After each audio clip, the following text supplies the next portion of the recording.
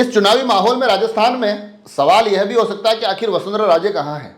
प्रश्न यह भी पूछा जा सकता है कि अशोक गहलोत की भूमिकाएं बड़ी औपचारिक सी क्यों नजर आती है, वो इन दिनों ज़्यादा दिखाई क्यों नहीं दे रहे हैं।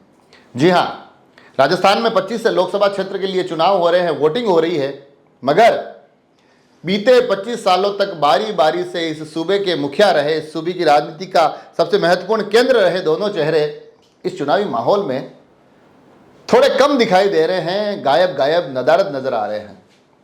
तो यहां से ये सवाल उठता है कि इनका कम दिखाई देना, इनका इस चुनावी माहौल में नजर नहीं आना, इन दोनों की अपनी कोई रणनीति है या ये आलाकमान का फैसला है।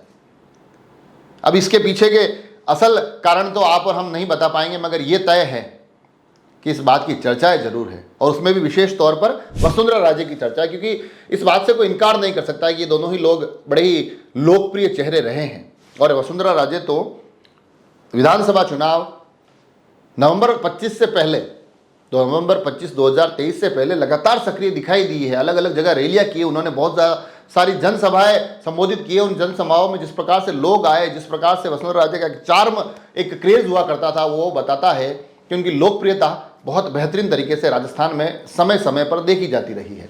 तो आखिर इतने लोकप्रिय चेहरे का अचानक से उस मुख्यमंत्री के नाम की हलचल के बाद से ही राजनीतिक परिदृश्य से गायब हो जाना और लोकसभा चुनाव में भी बिल्कुल ना दिखाई देना, इसके मायने क्या है, ये संकेत कहते क्या है।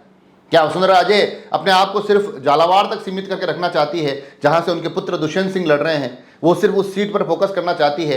कहीं उनको ऐसा तो नहीं लगता है कि जो पार्टी के अंदर से उनके ऊपर आरोप लगे थे कि कई बार कई जगह उन्होंने भीतरघात की कोशिशें की थी, कहीं वो भीतरघात का डर उनको झालावाड़ में अपने पुत्र के लिए तो नहीं सता रहा है, तो इसको चलते वो पूरी की पूरी मोर्चाबंदी वहां करके बैठी है? या फिर वो चाहती है कि परिणामों के दिन तक रुका जाए, 19 और 26 की वोटिंग तो ठीक है, मगर 4 जून के परिणामों तक रुका जाए, परिणामों में क्या निकलता है उसके बाद ही कोई प्रतिक्रिया दी जाए। क्योंकि बीते 2 चुनाव में भाजपा यहाँ 25 से 25 सीटें जीती है और दोनों ही बार नेतृत्व वसुंधरा राजे के इर्द गिर्द खड़ा हुआ दिखाई दिया। सबसे महत्वपूर्ण चेहरा राजस्थान में वो बनी रही थी। अब ऐसे में अगर सीटें कम होती है तो फिर ये प्रश्न वो वहां से लाजमी होगा, ये उठेगा कि आखिर ये सीटें कम क्यों हुई। क्या इन सीटों के कम होने के कारण वसुंधरा राजे का पीछे होना ये एक बहुत बड़ा कारण रहा? ये चर्चाएं होगी। अब इसमें कितना धरातल का सत्य निकल कर आता है ये अभी कहना मुश्किल है, मगर यह भी एक कारण हो सकता है। मगर कुल मिलाकर जो वास्तविक स्थिति है कि वसुंधरा राजे दिखाई नहीं दे रही। साथ ही दूसरा चेहरा अशोक गहलोत, जो यूं तो उनको कभी बाड़मेर भी देखा जाता है, उनको कभी जोधपुर भी देखा जाता है, शेखावाटी साइड की कुछ सभाओं में भी वो नजर आए, मगर अशोक गहलोत जिस तरह से एक वन मैन शो रहे हैं, जिस तरह से राजस्थान की राजनीति में कांग्रेस की सारी चीज़ें उनके आसपास दिखाई देती रही है, अब कम से कम उस भूमिका में तो दिखाई नहीं दे रहे हैं। ड्राइविंग सीट पर अलग अलग चेहरे बैठे हुए दिखाई देते हैं, जिसमें कि सचिन पायलट एक बहुत महत्वपूर्ण भूमिका इस चुनाव में निभाते नजर आ रहे हैं। गोविंद सिंह डोटासरा अचानक से एक बहुत बेहतरीन और बहुत बड़े एक कुशल राजनेता की तरह नजर आ रहे हैं। उनके आसपास चीज़ें होती घटित होती दिखाई दे रही है। इस तरह से जो राजनीतिक माहौल बन रहा है, ऐसा लग रहा है कि गहलोत भी कहीं ना कहीं किसी हाशिए पर जा खड़े हुए हैं। वो बड़ी महत्वपूर्ण तरीके से किसी भूमिका में नजर नहीं आ रहे हैं।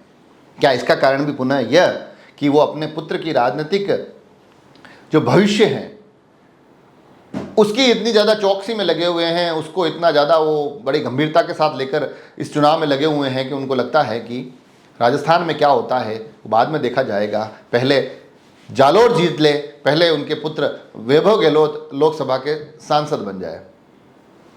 इसीलिए वो जालोर में बड़ी सक्रियता के साथ दिखाई देते हैं, पूरा पूरा परिवार वहाँ जुटा हुआ है।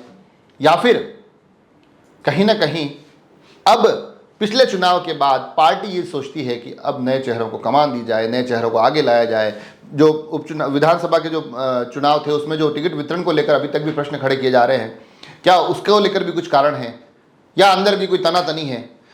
ये तमाम कयास लगाए जा रहे हैं, तमाम चर्चाओं का दौर चल रहा है। और इन दोनों ही खेमों की चर्चाओं के साथ साथ अगर जनमानस में जो सबसे ज़्यादा चर्चा जिस बात को लेकर हो रही है वो यह कि क्यों ये चेहरे इस चुनावी परिदृश्य में उस तरह से दिखाई नहीं दे रहे हैं जैसे राजस्थान में उनको पिछले 25 सालों में देखा जाता रहा है।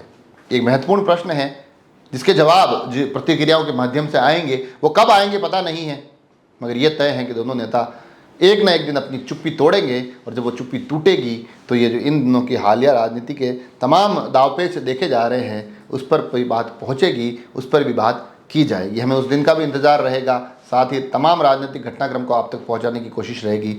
जुड़े रहें राजसमंद एक्सप्रेस से। धन्यवाद।